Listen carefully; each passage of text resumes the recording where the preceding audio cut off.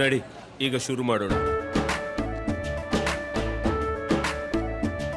ಕೇಸರಿಯಿಂದ ಮನೋಲ್ಲಾಸ ಮನಸ್ಸು ಮತ್ತೇರಿ ಕುಣಿದಾಡಿದೆ ನೋಡು, ಮನಸ್ಸು ಮತ್ತೇರಿ ಕುಣಿದಾಡಿದೆ ನೋಡು.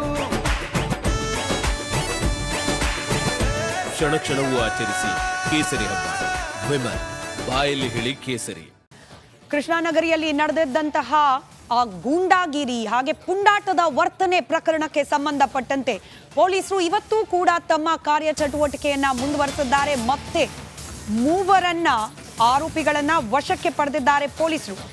ಮಜೀದ್, ಅಲ್ಫಾಜ್, ಶರೀಫ್ ಬಂಧಿತರು. ಹೊಡೆದಾಟದ ವೇಳೆ ಗಾಯಗೊಂಡಿದ್ದ ಶರೀಫ್ ಮೇ 18ರಂದು ನಡೆದಿದ್ದ ಗ್ಯಾಂಗ್ ವಾರ್ ಪ್ರಕರಣಕ್ಕೆ ಸಂಬಂಧಪಟ್ಟಂತೆ ಇಲ್ಲಿವರೆಗೂ 6 ಮಂದಿಯ ಅರೆಸ್ಟ್ ಆಗಿದೆ. ಮೇಲ್ನೋಟಕ್ಕೆ ಈ ಪ್ರಕರಣದಲ್ಲಿ 7 ಮಂದಿ ಆರೋಪಿಗಳಿದ್ರು ಅನ್ನೋ ಸಂಶಯ ಇದೆ. ಆರೋಪಿಗಳ ಸ್ಪಷ್ಟ ಚಿತ್ರಣ ಪಡೆಯೋಕೆ ಪೊಲೀಸರ ಕಾರ್ಯಾಚರಣೆ ಮುಂದುವರೆದಿದೆ.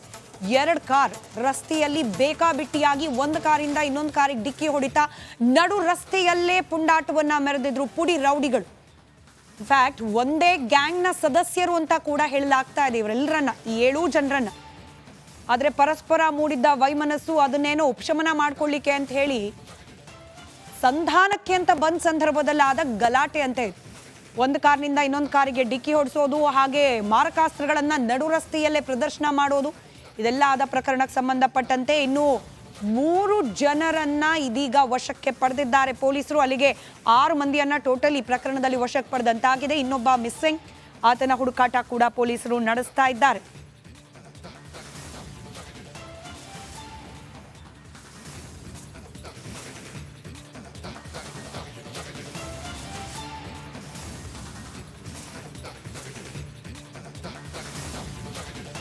ಮತ್ತಷ್ಟು ಡೀಟೇಲ್ಸ್ ನಮ್ಮ ಪ್ರತಿನಿಧಿ ಹರೀಶ್ ನೀಡ್ತಾ ಹೋಗ್ತಾರೆ. ದೂರವಾಣಿ ಸಂಪರ್ಕದಲ್ಲಿದ್ದಾರೆ. ಒಟ್ಟು 6 ಮಂದಿ ಅರೆಸ್ಟ್, ಇವತ್ತು 3 ಅರೆಸ್ಟ್ ಆಗಿದೆ 6 ಮಂದಿ ಪೈಕಿ. ಇನ್ನು ಎಷ್ಟು ಮಂದಿ ಇರಬಹುದು ಪ್ರಕರಣದಲ್ಲಿ? ಕೇವಲ 7 ಮಂದಿ ಮಾತ್ರನಾ? ಬೇರೆ ಏನೆಲ್ಲ ಡೀಟೇಲ್ಸ್ ಸಿಗ್ತಾ ಇದೆ? ಅಂದ್ರೆ ಈಗಾಗಲೇ ಈ ಪ್ರಕರಣ ಉಡುಪಿ ನಗರ ಠಾಣೆಯಲ್ಲಿ ದಾಖಲಾಗಿದ್ದು, ಇದು ಗರುಡ ಗ್ಯಾಂಗ್ ಅನ್ನೋದು ಒಂದು 10 ರಿಂದ 15 ಜನರು ಇರುವಂತ ತಂಡ ಆಗಿದೆ.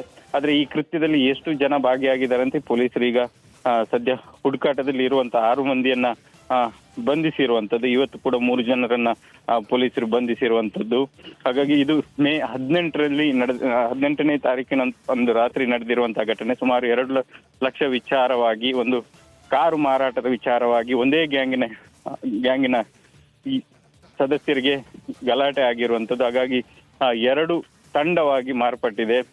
ಈ ಗರುಡ ಗ್ಯಾಂಗ್ ಅನ್ನೋದು ಹಲವು ವರ್ಷದಿಂದ ಒಂದು ರೀತಿಯಲ್ಲಿ ಗೋ ಕಳ್ಳ ಸಾಗಣೆ ಅಥವಾ ಬೇರೆ ಬೇರೆ ದರೋಡೆ ಇತ್ಯಾದಿ ಕೃತ್ಯಗಳನ್ನ ಎಸಗುವ ಮೂಲಕ ಚಾಲ್ತಿಯಲ್ಲಿ ಇರುವಂತದ್ದು. ಇದರ ಮೂಲ ಕಾಪ್ ಹೇಳ್ಬೋದು. ಆದ್ರೆ ಉಡುಪಿ ಜಿಲ್ಲೆಯ ಬೇರೆ ಬೇರೆ ಭಾಗದಲ್ಲಿರುವಂತ ಹದಿಹರೆಯದ ಯುವಕರು ಈ ತಂಡದಲ್ಲಿ ಇರುವುದನ್ನು ಪೊಲೀಸರು ಮಾಹಿತಿ ನೀಡಿರುವಂತದ್ದು.